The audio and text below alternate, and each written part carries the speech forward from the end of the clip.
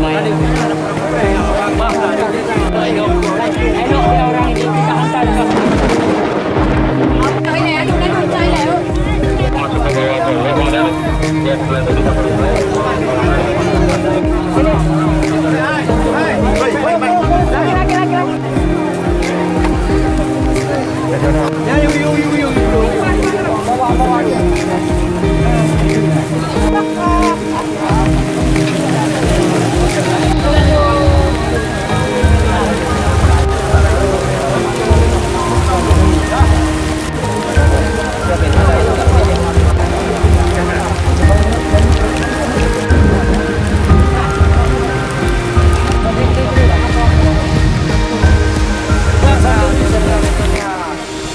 Tupoksi Basarnas adalah untuk melaksanakan tugas untuk pencarian dan pertolongan. Dalam hal ini kita mengevakuasi dari orang yang mengalami keadaan darurat ke tempat, dipindahkan ke tempat yang lebih aman.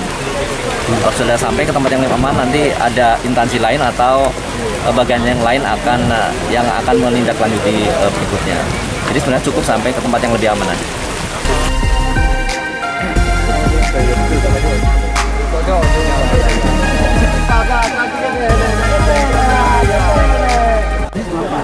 Ya, sebaiknya memang mereka demi kemanusiaan kita tangani sebagaimana mestinya, sebagai memperlakukan seperti manusia.